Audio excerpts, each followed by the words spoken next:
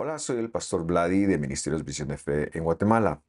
Hemos recibido el encargo de hacer un desarrollo del Evangelio, es decir, de los libros del Nuevo Testamento, en su cosmovisión judía del primer siglo, tal y como lo pensaron los escritores, especialmente Pablo, Juan y los que hemos estudiado. En ese sentido, hemos ya hecho algunos desarrollos como Gálatas, Hebreos, Apocalipsis, y ahora estamos haciendo Romanos. Espero que esto le permita crecer en su entendimiento de la escritura y su conexión con el Testamento de los Antiguos.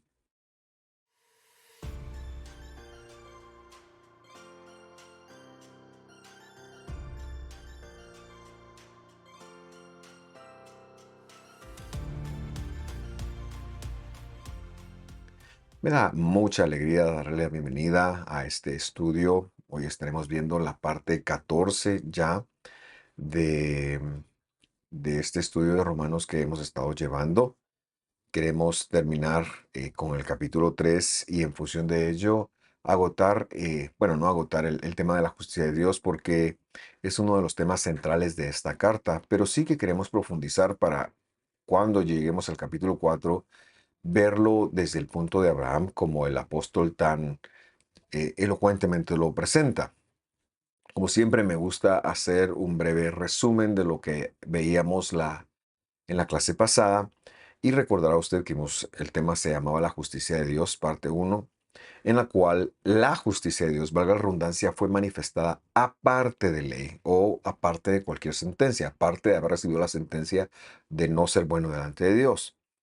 Y que esta manifestación de justicia de Dios había un registro, un testimonio de ella en la ley del Señor, en la Torá del Señor y en los profetas. Si a usted esto le parece un pequeño trabalenguas, perdón, déjeme decirle que tiene una lógica muy elocuente y le invito a revisar el estudio pasado. Esta, este testimonio de la venida del Señor que se encuentra en los profetas y en la ley era una referencia a la venida de Dios de forma disminuida, conocida como Mashiach, Mesías o Cristo. Y aterrizábamos en que el apóstol enseña que él es el propiciatorio. La palabra aquí es una palabra hebrea, caporet se llama, que más que propiciar algo, reconcilia. Por lo tanto, a mí me gusta, aunque no existe esa palabra, llamarlo reconciliatorio. Porque a partir de ahora esta sería la voz de Dios. Y es que la voz de Jesús es la correcta forma de entender toda la palabra de Dios sin anularla, sino como Él la viene a complementar. Y esto afectaba entonces la remisión de los pecados. De eso ha tratado el versículo 25, que ya lo desarrollábamos la semana pasada, pero que queremos leerlo como un punto de partida. Así que vamos a la lectura de una vez. 3:25 de Romanos dice así: a quien Dios exhibió, es decir, a Jesús, públicamente como propiciatorio, caporet, le puse yo ahí, por su sangre, de su sacrificio, a través de la fidelidad, o sea, a través de su desempeño, como demostración de su justicia, la justicia que es para justificación de las personas. Porque en su tolerancia, dice Dios, pasó por alto los pecados cometidos anteriormente. En otras palabras, el versículo concluye diciendo que Jesús es la demostración entonces de la justicia de Dios y que esta justicia vino a la tierra y esa es la fidelidad, lo que se conoce como fidelidad, término que en las Biblias castellanas han traducido como fe, pero que no representa lo que el término emuna, que es el término original hebreo, quiere decir. Y es que se refiere al desempeño de Dios muy bien o a la educación divina. En ese sentido, recalcamos una otra vez que fue Jesús quien vino, que es Dios completo y que Él vino a demostrar su justicia. Como un punto de partida y como contexto, ahora entonces nos extendemos al versículo 26 y este dice, para demostrar en este tiempo su justicia. Es decir, la justicia vino, pero Dios ahora la va a demostrar a fin de que Él sea justo, o sea, sea considerado, sea tenido por justo y sea el que justifica al que tiene fe en Jesús. He copiado la traducción, tal cual está con el propósito de corregirla. Porque la mala interpretación de versos como este, no solo de términos, sino también de preposiciones, han puesto el poder a ser justificado o la colaboración humana en ser justificado a la de tener fe en Jesús. Y esto señalamos y lo enfatizaremos aún más en la próxima clase. Esto es obra humana. El tener fe, el tener algún mérito que yo por creer entonces voy a ser justificado, pero porque yo creo, em, entonces eso me da a mí un poder, me da un mérito. Sin embargo, esto contradice a pasajes que se han dado en la escritura, como por ejemplo en Efesios capítulo 2, en donde hemos mencionado que la fe o la fidelidad no es don humano, sino que es una dádiva divina. Este versículo entonces deja en pie como que el hombre pudiera tener fe en Jesús y que aquel que tiene fe en Jesús se puede ser justificado. Y todo el problema se da porque, en primer lugar, se pervierte un concepto hebreo, emuná, que hemos traducido como fidelidad, que significa la venida de Dios, el desempeño de Dios o bien la educación de Dios, por el término fe, que es ya una voz distinta en el siglo XXI, incluso en el judaísmo actual. Fe es creer, pero la Biblia no está hablando de creer, la Biblia no está hablando de ejercicios de positivismo mental, de convencimiento, no está hablando de eso, no está hablando de confesión. La Biblia está hablando de Dios en su desempeño.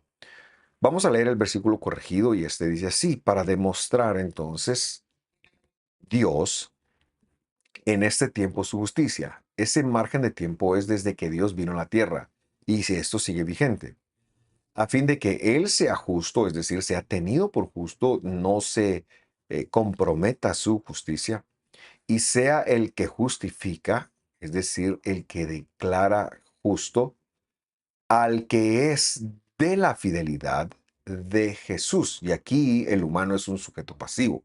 Ha sido alguien que fue escogido. La fidelidad, que es el término correcto, no es en Jesús, sino es la fidelidad de Jesús. En el primer versículo ni siquiera se colocó en la traducción la palabra Dios. Pero lo que estamos evidenciando, viendo, es que Él ha decidido demostrar su forma de justificar.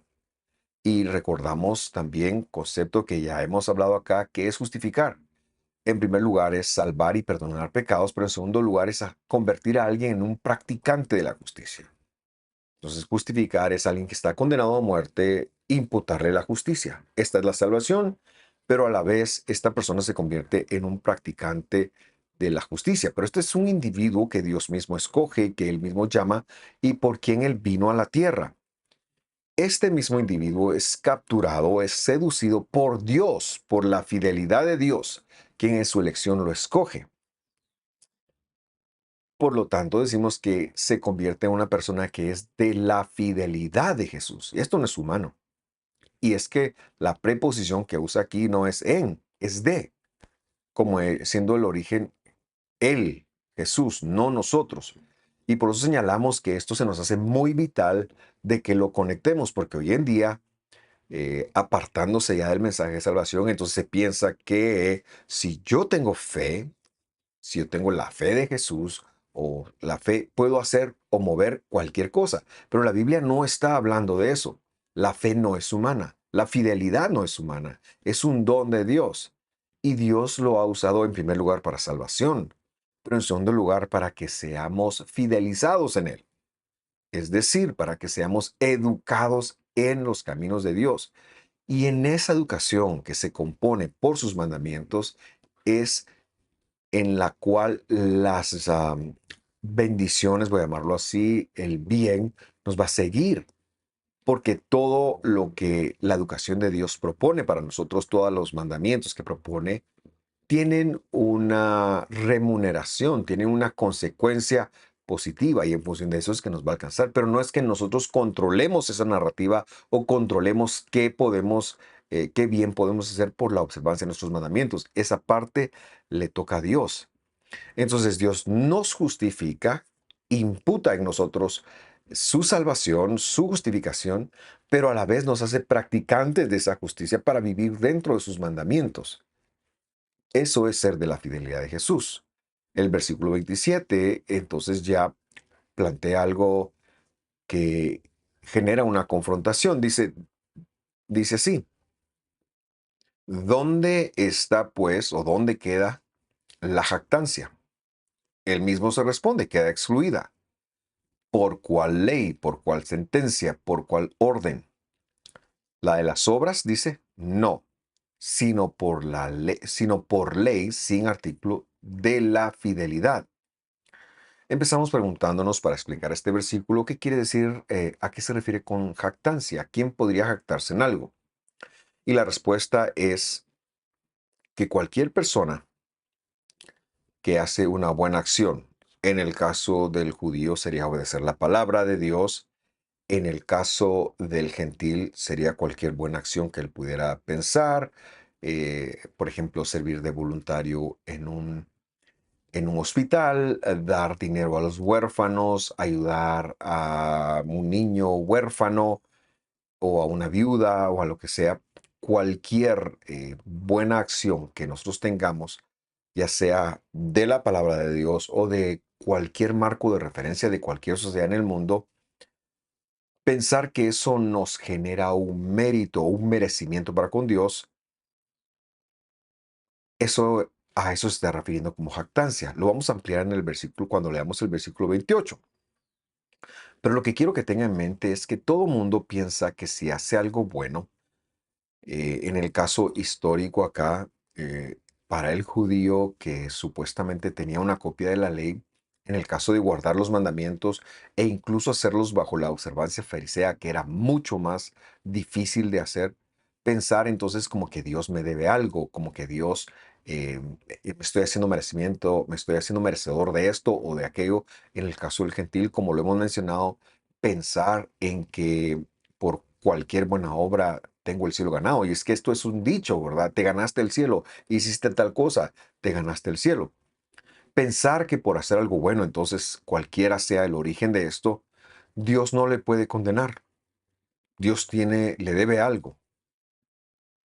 Esto no tiene que ser uno religioso para pensar de esta manera. Todo el mundo que no conoce a Dios piensa así. Yo no soy malo, es que yo soy bueno. Malo es el que hace crímenes, pero yo soy bueno. Todo el mundo que no conoce su situación delante de Dios se siente menos mal por cualquier buena acción que haga que los demás. Esto, dice el apóstol, esto es lo que está fuera, esto es lo que está excluido. ¿Y por qué razón legal? Por la ley, dice, o por ley de la fidelidad, lo que representa que como es por gracia, por la elección de Dios y por a quien Dios quiera darle su gracia, por la venida de Dios a la tierra, esto anula entonces cualquier obra que yo quiera hacer para ser salvo o para ser merecedor de cualquier cosa. Yo no puedo ser justificado, porque la gracia ha anulado cualquier justificación que no sea por la gracia, cualquier justificación que no sea por la obra de Dios de venido a la tierra, es excluyente a la obra de la gracia. No puedo pensar que mis buenas obras, mi observancia de la escritura, cualquiera que sea, me cuentan entonces para salvación, me cuentan para con Dios. Es que ese es el deber ser. Y es que Pablo está dando en esta carta todo un panorama de cómo el gentil y el judío debían de vivir juntos en una comunidad y ninguno sentirse más o menos que el otro. Él nos está poniendo a todos en la misma posición. Y en ese sentido, mis buenas obras fuera de la ley de Dios no me cuentan para salvación, ni mis buenas obras basadas en la palabra de Dios me cuentan para salvación. Es por gracia. Eso es lo que está tratando de aclarar. Versículo 28 dice, por tanto, concluimos que el hombre es justificado por fidelidad. Esta palabra fidelidad debe también de entenderse por su sinónimo, que aquí sería Dios, aparte de las obras de la ley. Saúl entonces empieza a llegar a ciertas conclusiones y entonces dice, la humanidad, el hombre, y enfatizo, porque esta lección es para el paradigma reinante en el primer siglo, el cual incluía a un gran número de judíos que habían creído en Jesús, pero que tenían demasiada influencia farisea, y a un grupo de gentiles que empiezan a entrar y que cada uno pues tenía defensas distintas a esta nueva enseñanza que se daba dentro de la Torá, dentro de la ley del Señor, pero que sacaba la meritocracia que los fariseos, o de la cual los fariseos habían hecho su caballo de batalla, de la cual dependían los fariseos. Y en ese equilibrio que él está tratando de dar, dice, cualquiera que sea el humano, judío o gentil, es declarado justo, diagonal salvo, y practicante de la justicia de una sola forma. Es la gracia redentora y la obra del Mesías, Yehoshua HaMashiach, Jesús el Mesías, Jesucristo, que es lo que quiere decir fidelidad acá. Esto no es humano, esto es la obra de Dios. Pero luego es importante aclarar algo. Las traducciones de la Reina Valera han, han aterrizado o han traducido eh, sin las obras de la ley. Y yo le he colocado a usted lo que está en el griego, que dice aparte de las obras de ley. Si nosotros leemos, hacemos la lectura de la Reina Valera o de algunas otras traducciones, no voy a mencionar solo la Reina Valera, podemos llegar a pensar que las obras de la ley y la gracia son mutuamente excluyentes. Pero aquí lo que está hablando es de cualquier acción positiva, y por eso lo decía en el versículo anterior. Habíamos hablado de nuestras buenas acciones. Habíamos hablado de guardar la palabra del Señor. El judío de la época pensaba que eso le justificaba, eso le estaba enseñando al gentil. El gentil que conoce al Mesías, o que no conoce al Mesías, mejor dicho, pensará que no es malo, no conoce la sentencia que ha pesado y de la cual hemos venido hablando desde hace más de 2, 3 estudios. No conoce que el hombre no es bueno, no conoce que no hay forma de salvarse, y entonces piensa, si yo soy bueno, Dios no tiene por qué no darme la vida eterna, Dios no tiene por qué eh, echarme a la perdición, o como muchos piensan, no, yo si hago bien me voy al cielo. No hay tal cosa. La Biblia no está hablando de eso. Ese no es el punto acá. Entonces, podemos llegar a pensar que la gracia y la ley son mutuamente excluyentes si pensamos y si mantenemos la lectura de, concluimos que el hombre es justificado por fidelidad sin obras de ley. No está hablando de sin obras de la ley. Aquí está hablando de aparte, como queriendo decir, se trata de otra cosa. Las obras tienen otro lugar. Entonces, enfatizamos. El hombre solamente será justificado por Dios mismo, por la elección de Dios, por la obra redentora en la cual Dios, al que escoge por la elección divina, empieza a revelarle su sacrificio, le revela su venida, le revela su desempeño acá, le revela su muerte, le revela su resurrección, y la persona es convencida de que es salvo por el desempeño de Dios. Pero es porque Dios lo convence. La ley aquí, aparte de ley, entonces está refiriéndose como marco de referencia, valga la redundancia, Génesis a Malaquías. Pero como luego dirá en el versículo 31, no está divorciando la ley de nosotros o la escritura o el testamento de los antiguos. La justificación, la salvación es independiente. Y la forma de entenderlo es que, como lo mencionaba hace unos instantes, es que Dios convence a la persona en el corazón del desempeño que él tuvo aquí en la tierra. Es decir, de que él fue fiel para cumplirle sus promesas a Abraham y que va a ser fiel para no cambiar a pesar de lo que usted y yo, que somos salvos, hagamos. Que no depende de cuando creemos, porque algunas veces no creemos. Y eso, nuestra salvación no depende cuando tenemos dudas. No, depende de Él, está escondida en Él. Entonces la justificación es independiente y la forma de entenderlo es el desempeño de Dios, la fidelidad de Dios, que se mantendrá fiel, primero a lo que le prometió a los patriarcas y segundo a lo que puso en nosotros cuando puso Espíritu Santo en nosotros para que nos mantengamos fiel, pero que cuando fallemos, la salvación se mantiene, porque no depende de nosotros. Vamos entonces a seguir leyendo y leemos el versículo 29. ¿O es Dios el Dios de los judíos solamente?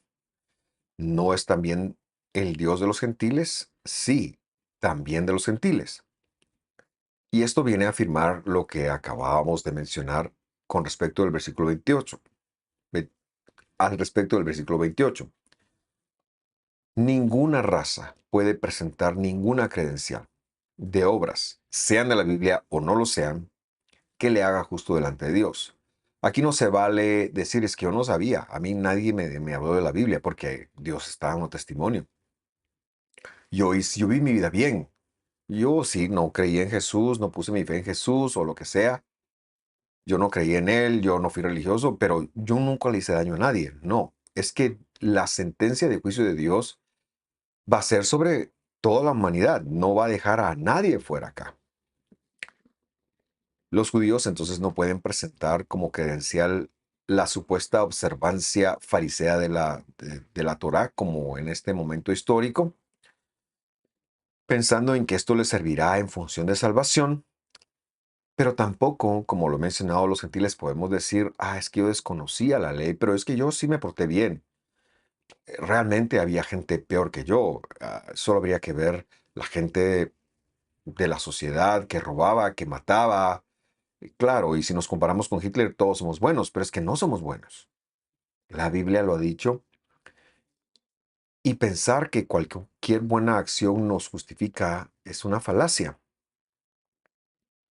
Por eso decimos que cuando nosotros pretendemos que nuestras acciones nos justifiquen o nos cuenten para con Dios, ensuciamos e invalidamos dichas acciones, como se ha mencionado en el versículo 27, cuando se hablaba de la jactancia. En ese sentido, Dios es el que regula, el que tiene el monopolio de la salvación para gentiles y para judíos.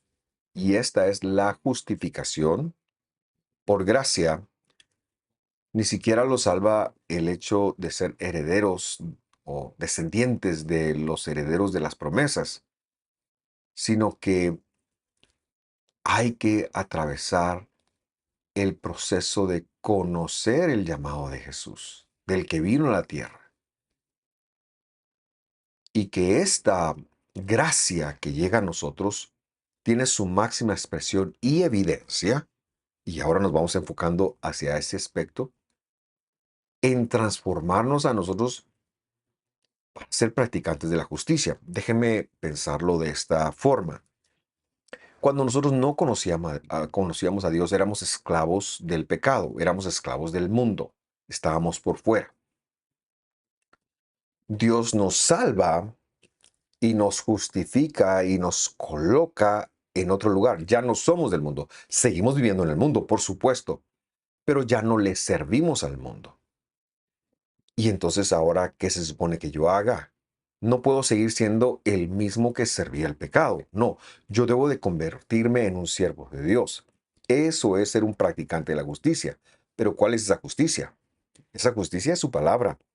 Esa justicia son sus mandamientos. Ese protocolo al cual ahora yo llego como hijo de Dios es que ahora me he convertido ya no en un esclavo del pecado, ahora soy esclavo de la justicia de Dios, soy esclavo de Jesús, soy esclavo de Dios y vivo en este mundo dando testimonio a los demás, pero no puedo vivir como viven ellos, no puedo vivir sujeto al pecado. Debo de vivir sujeto a la justicia de Dios. ¿Y qué es vivir sujeto a la justicia de Dios? Es dar la talla del protocolo de ser como Jesús. Eso es ser un practicante de la justicia y esa justicia está detallada no para salvarme, sino para que una vez yo siendo salvo vaya y empiece a vivir dentro de esa justicia y esos son los mandamientos de Dios. Y aquí entonces se empalma todo. Vamos al versículo 30. Porque en verdad Dios es uno, el cual justificará desde fidelidad a los circuncisos, es decir, a los judíos, a los que han crecido guardando la Torá, y por medio de la fidelidad a los circuncisos, a los incircuncisos, perdón, es decir, a los no judíos. Aquí están el 100% de los humanos. Esto es precisamente lo que hemos venido señalando. No se trata ni de la escritura, pensar que la escritura me justifica, sino tiene que ver con la venida de Jesús. Es decir, como Dios vino a la tierra, esto me justifica. Ahora, ¿por qué mencionan a los judíos desde fidelidad y por qué nosotros por medio de fidelidad? Porque los judíos de la época, perdón, ellos ya conocían la palabra de Dios. Por eso es que ellos lo que tienen que hacer es conectar que se trata de Jesús. Nosotros tenemos que ser alcanzados por Jesús. Ellos tienen una ventaja y la ventaja es que ya han sido enseñados en el guardar mandamientos. Claro, debemos de hacer una depuración de ello, ¿verdad? Porque está muy mezclado con mandamientos de hombre. Y Jesús tiene la última voz. Por eso es que hemos hablado de él como ser el reconciliatorio, el que tiene la voz de Dios. Pero con respecto de los judíos, de los gentiles, perdón, es por medio, porque todavía nosotros no estábamos como cercanos a la escritura, no vivíamos en el pacto. Y Dios ha sido eh, maravilloso y amoroso para alcanzarnos. Por lo tanto, ni las obras de la ley me cuentan para ser justificado, ni cualquier buena obra que yo puedo hacer me cuenta a mí. No hemos recibido salvación por buenas obras, ni por valores, ni por algo que hemos hecho. No, el punto de todo es, Dios nos ha escogido, Él ha hecho una obra de venir a la tierra y llega el momento que cuando Él nos alcanza, nos convence de pecado, como lo ha dicho en Juan, y el creyente sabe que es pecador, pero que ahora, o que ha pecado, pero que ahora ya no es pecador, no puede permanecer en el pecado y empieza a confesar sus pecados y empieza el camino de la transformación desde una sola plataforma, no desde ninguna ley, desde ninguna buena obra, sino desde Jesús, que vino a la tierra, que es Dios devenido a la tierra, que es el que nos justifica, Yehoshua HaMashiach, Jesús el Mesías. Bendito sea su nombre. Él es el que tiene el poder. Pero luego, ¿qué?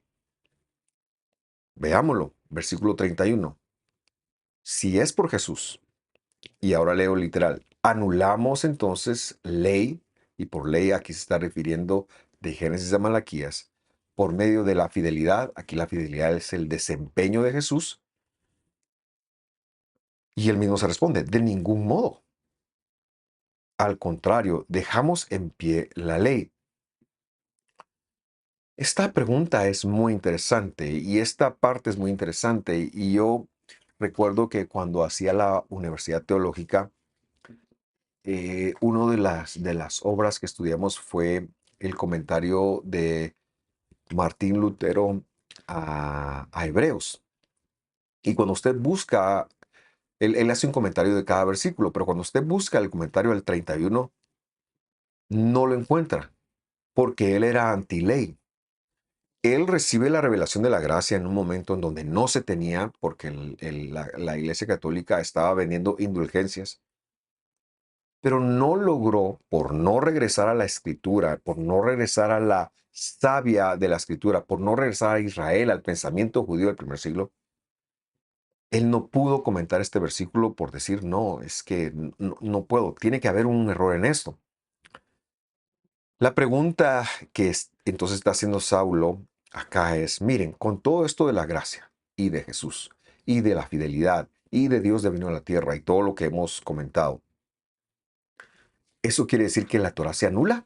¿Que se queda sin efecto de Génesis a Malaquías? Él responde, de ninguna manera. Muchas personas o muchas traducciones, perdón, ponen la confirmamos, pero es que Saulo no tiene por qué confirmar nada, él no está en una autoridad de confirmar nada. Y la palabra que aparece allí es una palabra muy interesante, es la palabra istemis. Y la palabra istemis quiere decir la dejamos instalada, por eso es que yo le traduje la dejamos en pie, la dejamos en su lugar. Y esto entonces nos recuerda lo que había dicho el versículo 28. Regresemos a leerlo. Por tanto, concluimos que el hombre es justificado por la fidelidad, aparte de las obras de ley. Es decir, las obras de la ley no tienen el lugar o la función de justificarnos. Pero, ¿qué hacemos con ellos? Bueno, sí tienen un lugar. ¿Y cuál es el lugar? El lugar es lo que él seguirá, los seguiremos enseñando, pero es el de darnos a conocer cómo un justificado se comporta, debe comportarse, porque ahora va a ser un practicante de la justicia, que es precisamente lo que quiere decir ser salvos. La escritura no fue dada para justificar, no hay una acción en ella que nos declare o nos haga justos delante de Dios. La fidelidad, es decir, el desempeño de Dios de venir a la tierra, se encarga de eso, porque Él seguirá siendo fiel a la promesa que hizo y a la obra que hizo, no va a cambiar. Por eso es que la palabra fidelidad también se relaciona con la palabra inmutabilidad, porque Dios no cambia. Dios murió por nosotros, Jesús murió por nosotros y eso no va a cambiar. Pero paralelamente a esto, la escritura se debe de quedar en su lugar. Y es que siendo salvos nos toca empezar a aprender cómo vivir dentro de los mandamientos. Eso es lo que Saulo está diciendo. La escritura no contenía instrucciones para justificarnos, para volvernos, para perdonar sus pecados. Contienen las instrucciones para el justificado, para aquel que es hecho practicante de la justicia, cómo debe de vivir, cómo debe comportarse, cómo debe comer, cómo debe descansar, cómo debe de manejar sus relaciones interpersonales, cómo debe de, cuáles son sus límites, cuáles son sus posibilidades. Y esas, déjeme decirle, están explicadas o están dadas de Génesis a Deuteronomio y luego están expandidas o explicadas o se refleja una historia de cómo se las quebrantó en el resto de la Biblia. Y en el Evangelio, que es lo que estamos ahora estudiando, están reveladas que debemos devolvernos a ella como Jesús las hubiera guardado y no como el fariseísmo de la época del Evangelio pretendía que cualquiera que quisiera entrar a Israel las viviera. Quiero terminar esta intervención de hoy, esta lección de hoy, relacionando esta interpretación de dejar en pie la Biblia, dejar en su lugar la Torá, la ley del Señor, no anularla.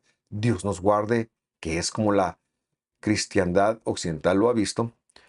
Pero ahora quiero relacionarla con un escrito paulino de Efesios 2. Y sabemos que Pablo nunca si él era un escritor de Dios, no se iba a contradecir. Por lo tanto, es necesario corregir también un pasaje de Efesios 2:14 y seguramente esto lo haré más adelante con algunas otras porciones que parecen demeritar el lugar de la Torá, de la ley del Señor. Pero ahora he escogido esta. Efesios 2:14 dice, porque Él mismo, es decir, Jesús, es nuestra paz. Y de ambos pueblos, es decir, gentiles y judíos, hizo uno derribando la pared intermedia de separación, derribando la pared intermedia de separación. Por supuesto, Él es la paz entre esos pueblos. Es la idea que Pablo tenía para la congregación de romanos. Judíos y gentiles, circuncisión e incircuncisión han de vivir juntos. Ahora, Jesús luego dice, hay una pared que los separaba y esta se está derribando. El sacrificio del Mesías, el conocimiento del Evangelio, como lo ha narrado Pablo en Romanos, vino a derribar esa pared. ¿Y cómo? Bueno, sigamos leyendo. Verso 15. Poniendo fin a la enemistad en su carne, la ley de los mandamientos, y aquí dice cuál es esa pared, la ley de los mandamientos expresados en ordenanzas, para crear en él mismo de los dos un nuevo hombre, estableciendo así la paz. Si se lee solo así, sin un conocimiento claro, pareciera estar contradiciendo todo lo que hemos dicho, lo que Pablo mismo ha dicho en este capítulo 2. Pablo entonces estaría contradiciendo. Pero voy a citarle una palabra literal que explica bien esto y lo cambia todo. Leemos nuevamente leyendo una palabra en griego. Poniendo fin a la enemistad en su carne, ¿cómo? ¿Cuál es esa enemistad? Es la ley de los mandamientos expresados en dogmas. Ahora le cito la palabra griega, es la palabra dogma. Para crear en él mismo, en Jesús de los dos, un nuevo hombre, estableciendo así la paz. La pregunta sería, ¿qué es un dogma? La respuesta es, un dogma es una doctrina humana que muchas veces no se basa en la escritura, sino en una tradición humana. Y de estos está lleno el cristianismo. De estos está lleno tanto el católico como el protestante. Estamos llenos de dogmas en el cual hemos pensado que, le voy a dar un dogma católico, que María ascendió al cielo. Ese es un dogma católico, no hay una forma de comprobar esto bíblicamente. No, ese es un dogma porque a un hombre lo pensó, se le ocurrió. Pero también hay dogmas cristianos evangélicos. La mujer no puede vestir pantalón. Eso no existe un versículo que lo respalde si se lo lee bien. Pero cuando ponemos dogmas, por ejemplo, el dogma de no pruebe el vino, lo que está prohibido es la borrachera, pero no el tomar una copa de vino. Y así muchas otras cosas. Un dogma entonces es una doctrina humana que no se basa en escrituras, sino en una tradición humana. El pasaje entonces se está refiriendo a que Jesús puso fin a los mandamientos expresados en dogmas, es decir, a la ley farisea, que era la que establecía una separación, que era la que decía, no, ellos no son ciudadanos como nosotros, no son hijos de Dios, no pueden ser salvos. Y es que recordará usted cuando Dios le dice a Pedro que vaya a visitar a Cornelio, este jamás había pisado la casa de un no judío. Ese era un dogma, porque ellos tenían el dogma de que se podían inhabilitar y por eso Dios le tiene que dar una visión. El versículo entonces nos está hablando de que no es la ley del Señor, son los dogmas, en este caso fariseos, los que nos habían separado, o saduceos incluso. Hay una evidencia de lo mismo, pero no entraré a ello. Pero la Biblia, la palabra de Dios, no es un dogma. De Génesis a Apocalipsis no son dogmas, es palabra de Dios. Lo que necesitamos hacer es entenderla bien para poderla guardar y cumplir. Y por lo tanto, en ese sentido, un judío salvo por Jesús y un gentil salvo por Jesús, somos hermanos. Somos hermanos en el Mesías y podemos hacer vida en comunidad. Ese es el planteamiento de Pablo. Eso es lo que está diciendo acá. Y jamás Pablo está queriendo quitar la ley del Señor. Gracias por su atención. Espero que esto le colabore en su viaje de estudio. Estamos para servirle por cualquier duda. Que Dios lo bendiga. Nos vemos la próxima semana. Hasta pronto.